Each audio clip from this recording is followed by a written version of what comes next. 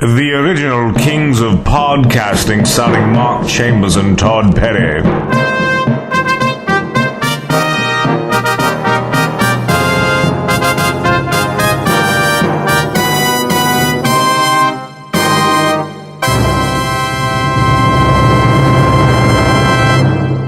Episode 7, The Podsultant, Part 2. Okay, guys, so let's look into the future now, right? Oh, we're looking in the future now. Yes, the future, Yeah. Todd. We're looking forward. Like the year 2050 is what, you know. Yeah, Todd. Okay, so, right. I have an email out to Sarah, who did the Serial podcast, and I mean, this show has gotten so much press. It's amazing for podcasting, right? It got everyone back into it. I really think you should go investigate a murder. Wait. Sorry, you said people started getting back into podcasting because of Serial? Weren't people already into podcasting? That's besides the point. But I really think you should go down to your local DA's office and see if there's any hot murders you could look into. Oh, wait. I will never do a podcast where someone gets murdered. No. Okay, so maybe not. We don't murder someone on the podcast. I would never murder someone on a podcast. Nor would I accuse you of murdering someone on a podcast. Thank you. But it may be like, I think what she's saying is like a podcast where we're investigating a murder or Yeah, just something with that element of fear in it, like something kind of scary. Like, I could get into a show where it's like a horror show. You know, like horror films? Okay. Like, I could get into that. Like, I could do that kind of thing. It's a beautiful day outside. We'll make sure to keep the shades drawn. It's Mark and Dracula in the morning. All right, let's go to some listener mail. I've got some great stuff here from all over the U.S., which is awesome. And our first one is from Gavin in Port Wayne, Indiana. And Gavin writes in, "Hey Mark and Dracula. Hello. Love the show. Thank you. On show 232, Dracula said," that's you, Yep. "I do not drink wine." I do not drink wine. So could you, Gavin wants to know, could you unpack that a bit? Are you an AA?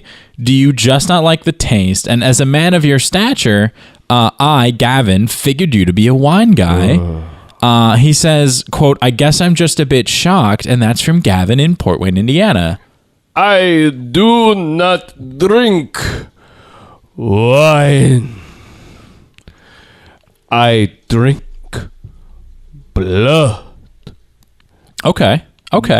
My only taste is not for the grape. It is for the vein. The vein with the blood. The cavernous carnova. The fourth ventricle of the heart is where the blood comes from. The blood is life. So that's fair. So Gavin, that's a good answer for Gavin, I feel. So that's good. I hope that clears that up. Yes. Thank you for writing in, and thank you for listening. I love when the listeners write in and they listen and they have great questions about past shows. Thank you, Gavin, from Port Wayne, Indiana. All right. So next up, Dracula, we have a question from Susan. For the both of us. Oh no, I'm sorry. For you, actually. Again, Dracula. Okay. Hey, Mark and Dracula. Loved the show, especially the What to Get Your Girl for Christmas episode. You had some great tips. There were many great ideas for the Christmas gifts. I actually ended up scrapping one of my gifts that I had picked out for my girl and going with one of yours, Dracula, which was it was very well received, and I appreciated it a lot. I felt the woman would really love a tinder box made from Transylvanian redwood with the curse of your Christian God. And, and it turned out you were right, and that's not something I ever would have thought to get my girlfriend, and I got it for her with your help in finding it, and she loved it. And I'm glad to see that our listeners got the same appreciation for that show. And so, Did you get laid? Did you have the consummation? So I ended up getting her a hotel room for the both of us in Beverly Hills. Nice. Which was great. And so things I could say went pretty well for us, Dracula. I am glad that my ideas could help you find a true love. I have been searching for my true love for 800 years. That's a long time. Yes. That's a really long time. So, yeah, again, thank you so much. And with tips like that, you should have no trouble. It's tough dating in Los Angeles. I am on Tinder. Never swipe left on Dracul. And so Susan writes in after hearing that. Again, Susan loved that show. And she said, so this question is for Dracula. The other day, I found your thoughts on the Ottoman Empire to be a bit jingoistic and frankly racist. You seem to be a bit bitter about their occupation of Moldavia in the mid-1400s. And Susan wants to know, Dracula, are you going to stand by your words? And that's, again, from Susan. The Ottomans killed my family, my villagers. The blood they spewed upon the land was not a fertile blood. It brought forth no trees, no fruit.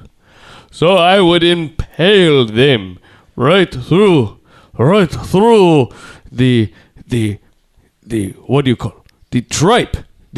What is the thing you call the abdomen? Yes, the abdomen. Yes, and I would put right through the spear through them, and I would put them, and they would slowly ease down, and their blood would trickle into the fields, and I would take their head and remove the head and eat the eyeballs of the Ottomans. You, listener, may you find a death that is cruel. And may your breath smell the breath of an onion. So Susan, look for death if you're taking Dracula's advice. I'm more neutral. Appreciate your writing in though, and good luck with the breath. Maybe may you find some Tic Tacs. That'll be Mark's advice on that, and no comment on the other part. Thank you for your email, and thanks for listening, Susan. And so this next one comes from Julie. And Julie's in Norfolk, Virginia. She says, "Hey, Mark and Dracula, really Hello. love the show." Thank you. Oh, that's very nice to say. Everyone says it, but it never gets old. I appreciate the listeners. This question is for Mark. Oh, this one's for me. I know you're upset about breaking up with the red-haired girl that worked at the Panera Bread in Denver. You should have stayed with her. You made the biggest mistake of your life, breaking up with this girl. She was a good woman. So I think Julie and Dracula agree on something here. I believe she was Greek Orthodox. I will take your word for that. And Julie wants to know, have you been in touch with her over the last few months? Or have you just let the whole thing go? Thanks, Julie in Norfolk, Virginia. So Julie, I appreciate the concern. I think you and Dracula would have a lot to discuss on a coffee date about this because you've both been very vocal. At night, of course. You should go. I do drink coffee. So Dracula, big fan of coffee. I do not drink wine. So no wine. So if you want to go out with Dracula again, I don't want to get on too much of a tangent, but so Dracula, you don't like wine. I do not drink.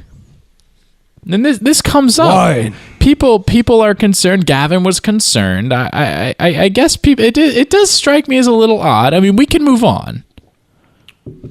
I do not drink Merlot. I do not drink Pinot Grigio. I have never had a sip of Zinfandel. So that's Dracula's thoughts on wine. I should point out also, I apologize. I know Julie wrote in a PS. She said, Julie from Norfolk, Virginia also writes, and Dracula, you'll like this, PS, fuck the Ottoman Empire, Moldavia forever. All right, so next, I was just at a cocktail party with Alton Brown. He's great, and he released a food show that gets so many downloads, and food on air, like cooking, like I don't know how cooking and audio haven't just totally hit great numbers yet. No, Mark doesn't even know how to use a hot plate. That's actually true. Like I'm 30 years old and I still basically just eat at McDonald's every night. Yeah, what value? Who is coming to listen to the original Kings of Podcasting that wants to learn how to cook? That's insane to me. Now that's a meal. It's the original Kings of Cooking with Todd and Mark. I really like the way that's coming out. The consistency, it looks amazing. If you look at this, I'm whipping up one of the major ingredients in what I call my Christmas delight that everybody asks me about. Yeah. It's a land, sea, and air kind of thing. So I have animals from the land, from the sea, fish, right, and from the air, which are avian things, kind of like this animal you see right here. Yeah, no, this is amazing. I've never seen this particular animal used in a dish like this, and then just this spread in general is just visually, it's breathtaking. Just smell it. Yeah, it smells so amazing. I mean, and just the fact, like I never would have thought to use two cups of this, which I would have used one, and then like 3/4 of a cup of this was amazing. But then it seems like you just kind of eyeball this stuff. Yeah, I do. That's amazing. So what here? If you see in my bowl here, I have a smidge. Just a smidge. Just a smidge. You just.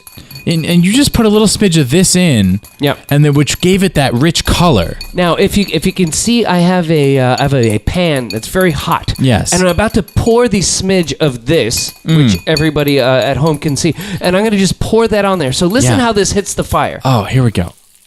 Oh, that sounds amazing. That sounds so good. And that just the smell, like shortly after it hits that pan and the two ingredients start interacting, it just smells amazing. Now, you previously judged me and you said, Todd, a smidge is not going to work. I thought two cups, 3 cups. And here's the deal. Now, if you see here, I've got some bacon. And the reason why this bacon is so good, it's because if you look, it's from this part of the pig. Oh, see, I would never think that you would use that part of the pig. Yeah, some people like to take the bacon from here. Yeah, and absolutely, most people. And they go, oh, that's bacon. Yeah, that's bacon. But let me turn this. Let me turn this beast around, and that's good Lord, that's where you get the bacon from. Oh, wow. So I think after that, I really want you to revisit Mark Maron's podcast. Like, he just does such a good job at the beginning of sharing with viewers about his life. And I think you guys have some good things you could share. I just want to warn you, don't do it like show 5. I don't want to ever hear show 5 again. I don't, I mean, I guess I get it. I didn't find show 5 to be that bad. It's okay. Doesn't everybody just skip through the first 10 minutes of the Mark Maron show and then get to the interview? No. I mean, do you have numbers I'm giving you guys credit here. Oh, God, yeah. I mean, like, so many conversions happen, and like with the sponsors, which we need to talk about sponsors with you guys later anyways, but I really think it's worth trying. Like, I'm giving you some credit right now for wanting to share and connect with your audience. I think this is something, first of all, I totally agree. We need to connect on sponsors. I think the podcast has been very like non-commercialized thus far. And two, we didn't do it for money, Mark. We never did this show for money. Okay, we did it to basically, Todd, for people who are pissed that I left the first fucking show. I don't want to have to ever talk over you, but I'm not above it in that it costs money to make the show. Yeah, you need to recoup your investment here. So I will give this format a shot. I can take a shot at this. So wait, you're going to take a shot at being wildly narcissistic on a podcast? Wow!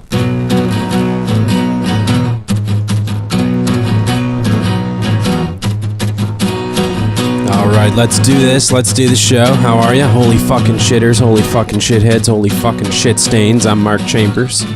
This is HFS. Thank you for being here. We got someone coming up on the show today.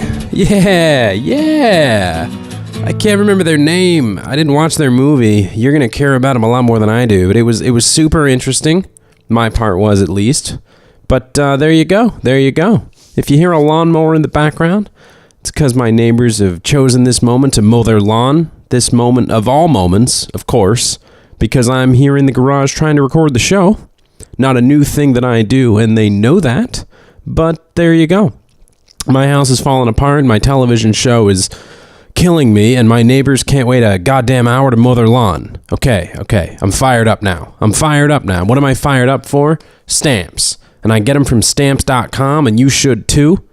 Go to stamps.com and get some stamps and put them on your fucking bills or whatever. If you got any money to pay your bills, stamps.com is a great site. Enter my promo code HFS. Go get yourself some fucking stamps for some reason. And if you follow me on Twitter, if you're Twitter people, go to the site now, and they got some more of the HFS toilet seat covers back in stock. They make great gifts. I don't know how many of them are in stock, but they're all handmade. They're great quality, so go get them. My 18-year-old girlfriend wants to come to my Boise show with me, which is the current pain in my ass that I'm dealing with. I'll be in Boise, by the way, doing some stand-up on the 13th. So get your tickets to that. I don't hold back at the stand-up. You're getting the full meal as opposed to the taste you sometimes get here on HFS.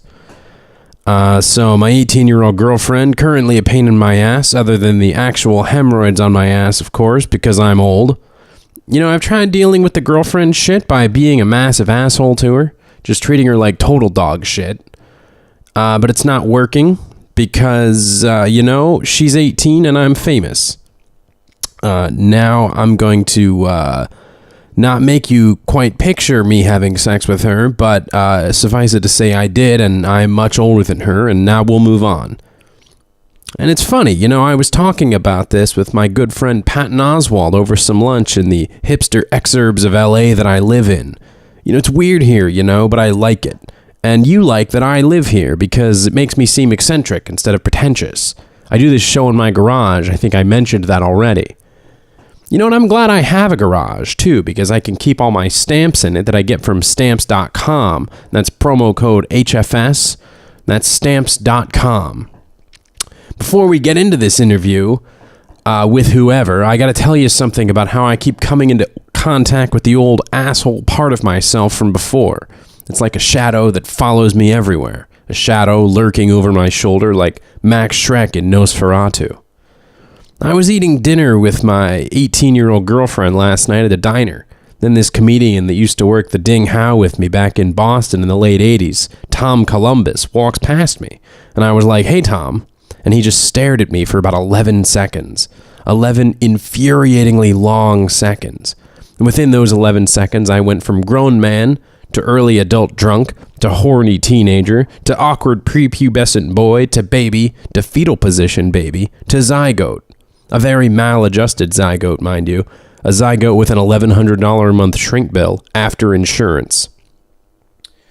Now, I must have said something bad to Tom back in the day when we played Ding How with Colin Quinn, Paula Poundstone, Chucky Davis, Reginald Palmtree, Enrique Esparza, Peter Peters, who was a prop comedian, and Angela Hayward Bay. Oh yeah, we also played with Geechee Guy, Uncle Remus Dempsey, and a guy you definitely remember named Harold the Fish. Harold had this chunk about trash bags that was incredible.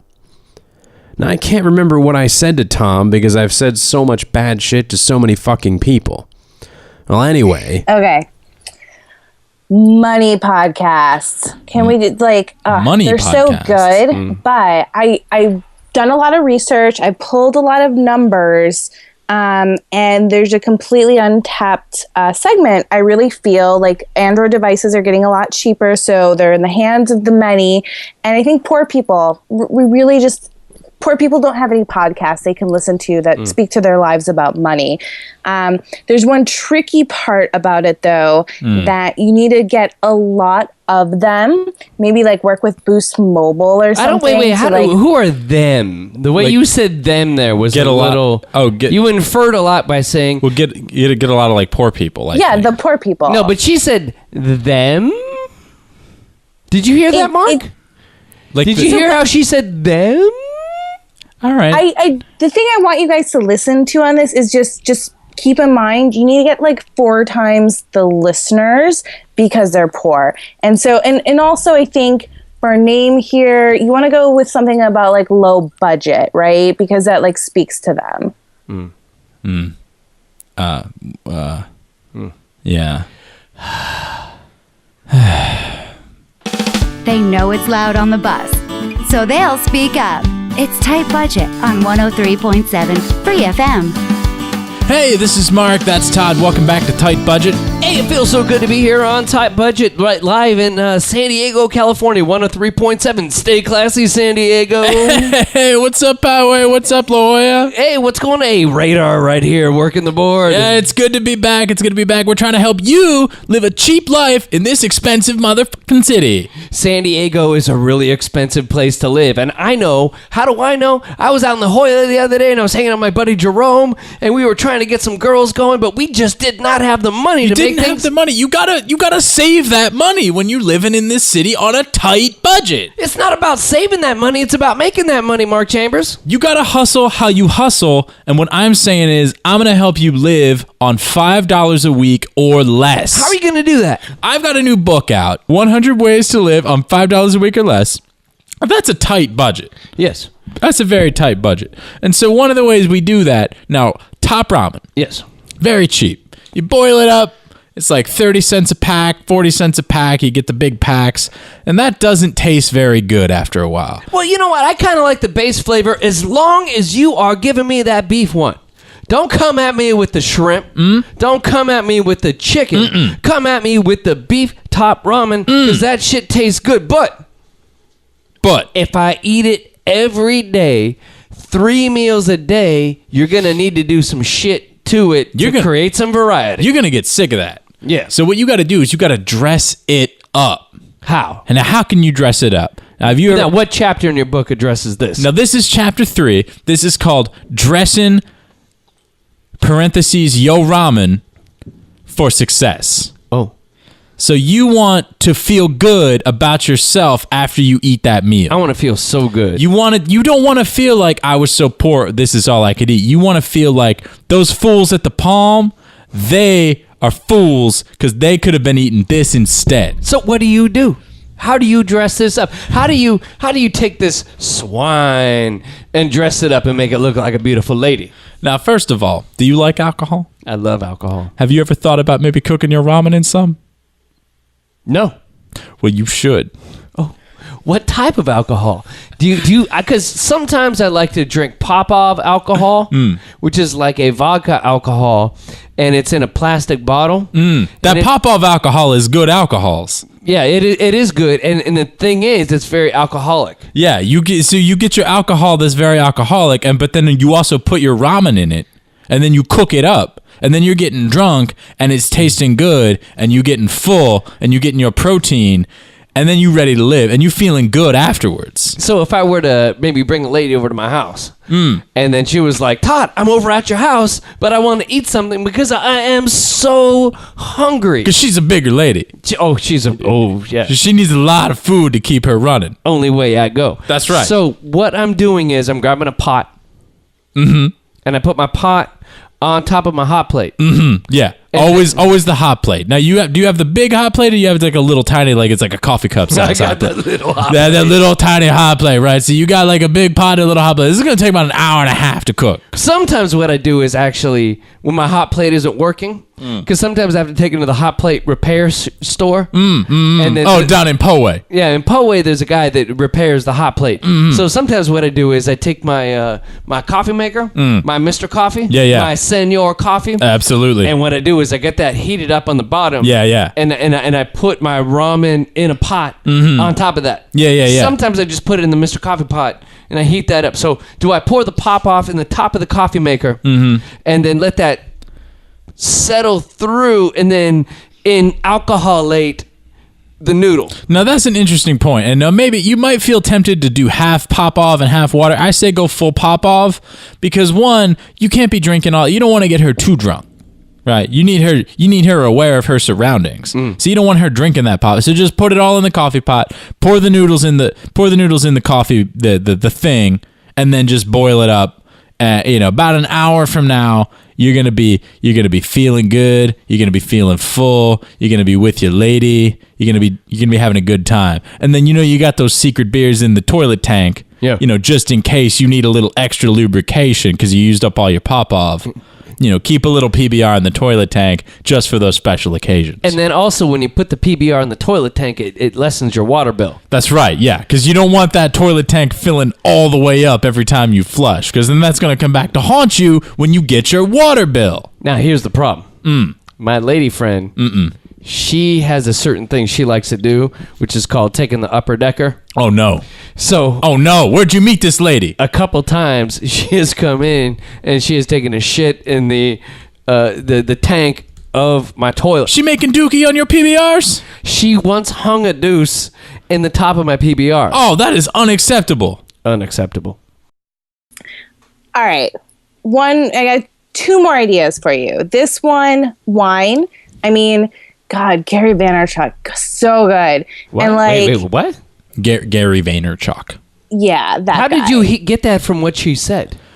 I'm listening, so I'm an active listener. What is Gary Vaynerchuk? Yeah. Just let me and Mark talk for a second, Todd, okay?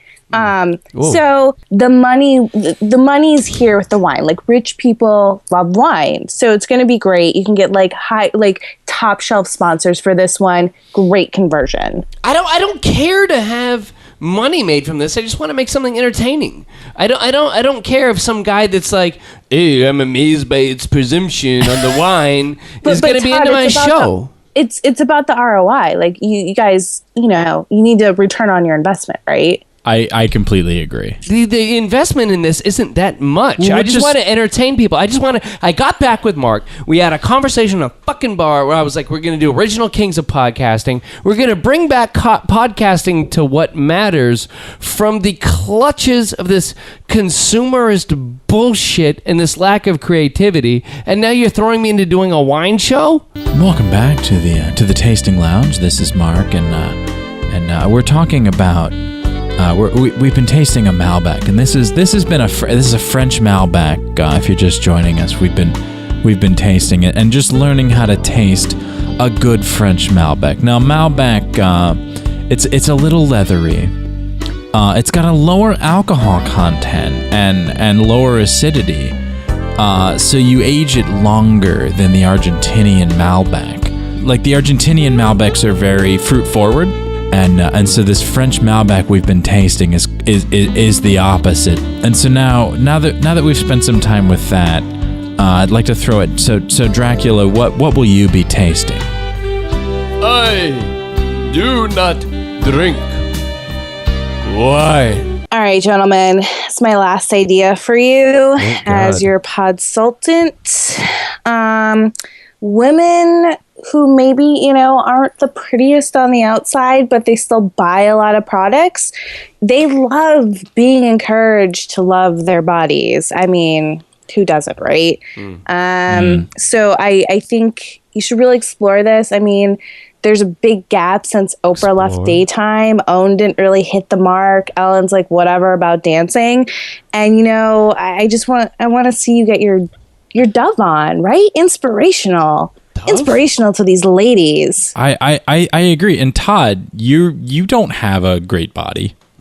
What? You're the guy I'm with the sorry, shelf Todd. butt. You You have more body issues than me. I can look confidently in a mirror. While I cannot, I feel like it would ring truer coming from you because I have so much hair. Really? Welcome, and it's time to know you and love you with Todd and Mark. Thank you, Mark. Thank you, Todd. I have this area, and I always talk about my area. Mm-hmm. I have this area that is right above kind of my hip line, Right. right around my navel, Mm-hmm. and it's got a little bit of, I don't like to call it fat, No. because fat is a really evil term. That's an ugly term. It's in my body. You're right. Right. It's lipid layer, Mm. and some people call it a beer belly, Oh. but I don't. I like to call it an experience layer. You do drink a lot of beer. I drink a lot. I love beer. Mm. And I drink beer because sometimes I don't feel so good about my body image. Right. Sometimes when I look in the mirror, I have a not so positive reaction to that. Right. But the other day I was watching the television, because in my house I have a television, That's good. and it's a 46-inch television, That's beautiful. which is 14 inches less than my waistline. Oh, I see. And I never forget that when I turn on the television. So it makes you feel threatened. It makes you feel judged when you turn on the television. No. The television is larger than me, so I feel good. Ah, Sometimes I stand next to the television and I spin around like a dervish, and it doesn't judge. right. So the television, it makes you feel good about yourself. Especially something I saw the other day, which was an ad by Dove soap. Dove soap. And in the commercial, there was a lot of plus-size women. Mm-hmm. And even though we work on our body issues as men, these women really made me feel very positive because of their commercial. Yeah. And so I went to the Costco and I bought 127 bars of Dove soap. Oh, that's good. And have you been using the Dove soap? Yes. And do you want to know something, Todd? Yes. You're fucking beautiful.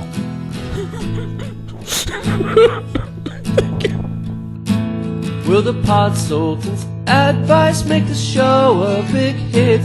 Will cooking shows work or holy fucking shit? Will wine tasting take or will Dracula and me? Is there hope for the kings of podcasting?